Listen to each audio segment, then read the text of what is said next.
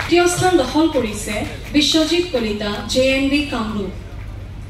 দ্বিতীয় স্থান দখল কৰিছে বিকাশ ডেকা চিত্ৰাংকন প্ৰতিযোগিতা কেটেগৰী 2 তৃতীয় কৰিছে Jyotishman Boro Fatima convent's English medium school বা কি কৰিবলৈ আৰু বাকি থাকিল তাৰ বাবে যেন আক্ষেপ নাথাকে কি কৰিলো তাৰ বাবেও ভাবিবলৈ নাই আক্ষেপো নাই কালিৰ ভুলে অংকবিলাকে অৰ্থাৎ সংঘাতে আনে মোৰ প্ৰশান্ত সাগৰত প্ৰগতিৰ নতুন দিগন্ত সেই মোৰ মূল মন্ত্ৰ জীৱনৰ মূল মন্ত্ৰ মই ভাবো মুঠতে মই ক'ত জন্ম ল'লো কেতিয়া জন্ম ল'লো সেয়া ডাঙৰ কথা নহয় কিন্তু ডাঙৰ কথা হ'ল মই জন্মৰে পৰা এনে এটা পৰিৱেশ পালোঁ যি পৰিৱেশে মোক শিল্পী কৰিলে পৰৱৰ্তী সময়ত কিন্তু ভূপেন দাই আৰু এটা কাম কৰিছিলে এই কথাটো আমাৰ খুব কম মানুহে জানে যে 1935 চনত তেখেতে এটা কাম কৰিছিল তেখেতে লিখিছে তেখেতৰ কিতাপখনত তেখেতৰ পিতৃ 1935 চনৰ অসম সাহিত্য সভাৰ অধিৱেশনৰ সময়ত তেখেতৰ পিতৃ নীলকণ্ঠ হাজৰিকাই লিখিছিল ভাই অসমীয়া নিজৰ ৰূপ এৰিলি আপোনাৰ দেশতে বিদেশী ভৰালি তেতিয়া পূৰ্ববংগৰ পৰা মানুহ আনি ছাৰ ছাদুল্লা চাহাবে থিতাপি লগাবলৈ আৰম্ভ কৰিছিল আৰু অকল ছাদুল্লাই নহয় তেওঁ অসমৰ আন ডাঙৰ নেতাসকলে কৈছিল মাটি বহুত পৰি আছে আনিব লাগে তেওঁলোকে ভাল খেতিৰ কাৰণে আনিছিল বোলে দেউতা জিচি আছিল তেওঁ দেখিলে যে অবৈধভাৱে বহুত সোমাইছে গতিকে তেওঁ সেই মানুহবোৰক উচ্ছেদ কৰাৰ কথা তেতিয়া ভাবিছিল আজি এইটো বৰ্তমান চৰকাৰে যিসকল অবৈধ দখলকাৰী তেওঁলোকক উচ্ছেদ কৰি আছে উচ্ছেদ বিজনেছ চলাইছে কিন্তু তেতিয়া তেওঁ এই কথাটো তেওঁ উল্লেখ কৰিছিল তেওঁৰ নিজৰ আত্মজীৱনীত এৰাবাটৰ সুৰত এইটো কথা উল্লেখ আছে কথাখিনি আৰু এটা তেওঁ কৈছিলে তেওঁ কাক আদৰ্শ কৰি ডাঙৰ হৈছিলে তেওঁ কৈছে যে মই দ্বিধাহীনভাৱে ক'ব পাৰোঁ যে তেওঁৰ জীৱনৰ গঢ় দিয়া অন্যতম মানুহ হ'ল ৰূপকোঁৱৰ জ্যোতিপ্ৰসাদ আগৰৱালা তেখেতে কৈছে যে জ্যোতিপ্ৰসাদ আগৰৱালাই মোক শৈশৱ কালতে কলকাতালৈ লৈ নোযোৱা হ'লে আৰু পৰৱৰ্তী সময়তো মই কলকাতালৈ গুচি নোযোৱা হ'লে হয়তো মই আজি ভূপেন হাজৰিকা হ'ব নোৱাৰিলোহেঁতেন চাগে কলিকতা গৈছিল কলিকতাহে মুকলি কৰি দিলে মোৰ শিল্পী জীৱনৰ নতুন দিগন্ত সেই কথা ভূপেন দাই কৈ থৈ গৈছে তেওঁৰ ক্ষেত্ৰত আৰু পল ৰবচন আৰু জ্যোতিপ্ৰসাদ পল ৰবচন তেওঁৰ জীৱনত প্ৰভাৱ পেলাইছিলে তেওঁ সেইবিলাক বিষয়ে তেওঁ উল্লেখ কৰিছে আৰু এটা কথা তেওঁ কৈছিলে মই এই কথাটো ইয়াত আছে কিবা চাওঁ অসমীয়াৰ অনুভৱ লৈ এই কথা তেখেতে 1952 চনত এৰাবাটৰ সুৰ কৰিছিলে এৰাবাটৰ সুৰে তেওঁক এটা নতুন পৰিচয় দিছিলে এৰাবাটৰ সুৰ তেওঁ লিখি থৈ গৈছে যে এৰাবাটৰ সুৰ ওলোৱাৰ পিছত অসমীয়া ছবিৰে মই সত্যজিৎ ৰায় তপন সিনহাৰ দৰে প্ৰখ্যাত পৰিচালকৰ সৈতে ব্ৰেকেটেড হ'লো ইংলিছত তেওঁ লিখিছে ব্ৰেকেটেড হ'লো নতুন লহৰ আনিলোঁ বুলি যথেষ্ট প্ৰশংসা আহিল কিন্তু লগতে সমালোচনাৰ জোৱাৰ উঠিল একাংশ অসমীয়া মানুহৰ মূৰৰ বিষ উঠিল এইটো ভূপেনে নিজে লিখি থৈ যোৱা কথা কোনোবাই কটুক্তি কৰিলে এইখন এদিনো নচলে চালে মূৰৰ বিষ উঠিব পিছে সাধাৰণ মানুহে ভালো পালে বেয়াও পালে কিন্তু গানকেইটাই মানুহক মুহিলে আৰু ভাৰতবৰ্ষৰ প্ৰেছে ভাল মন্তব্য কৰিলে স্ক্ৰীন কাগজে তেতিয়াই লিখিছিল ভূপেন দাই নিজে লিখি থৈ যোৱা কথা Bhupen is a pure diamond the film industry of India should take care of him তেতিয়াই স্ক্ৰীন কাগজে লিখিছিলে ভাবক সেই সময়ত স্ক্ৰীন কাগজত এখন অত্যন্ত প্ৰখ্যাত চলচ্চিত্ৰ আলোচনী আছিল তাত লিখিছিল যে Bhupen is a pure diamond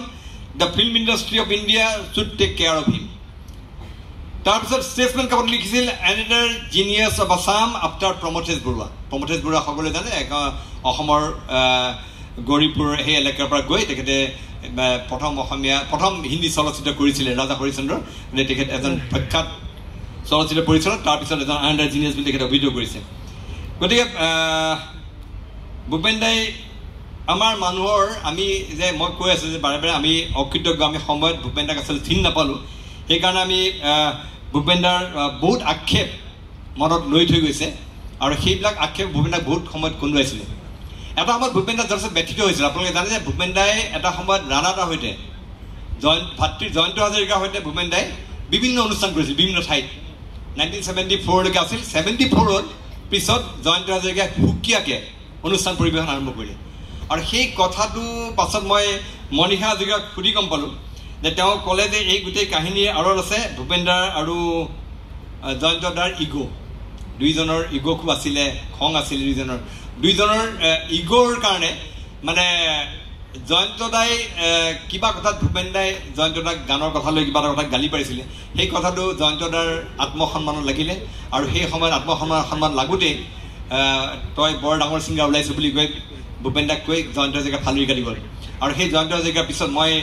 এটা কথা মোৰ মনত আছে আমি তেতিয়া স্কুলত আছোঁ 77 সেই সময়তে ৰাণা দা ঢুকাইছিলে আৰু সেই দিনটো মোৰ এতিয়াও মনত পৰে ভূপেন দাই যথেষ্ট কান্দিছিলে আৰু ভূপেন দাই ৰাণাদাৰ স্মৰণৰ এখন নেহেৰু ষ্টেডিয়ামৰ এখন প্ৰগ্ৰেম হৈছিল সকলো শিল্পীয়ে তাত অনুষ্ঠান পৰিৱেশন কৰিছিল তাতো ভূপেন দাই হুক হুকাই কান্দিছিলে কাৰণ জয়ন্ত হাজৰিকাৰ লগত খুব ঘনিষ্ঠ সম্পৰ্ক আছিল সেই জয়ন্ত হাজৰিকাৰ লগত যেতিয়া তেওঁ এৰাৰি হ'ল তেতিয়া তেওঁৰ মনত বহুত মানে তেওঁ ব্যথিত হৈছিল কাৰণ জয়ন্ত হাজৰিকাৰ তেওঁ বহু কালজয়ী সৃষ্টি কৰি থৈ গৈছে অসমীয়া সংগীত আগত বহু কালজয়ী সৃষ্টি কৰি গৈছে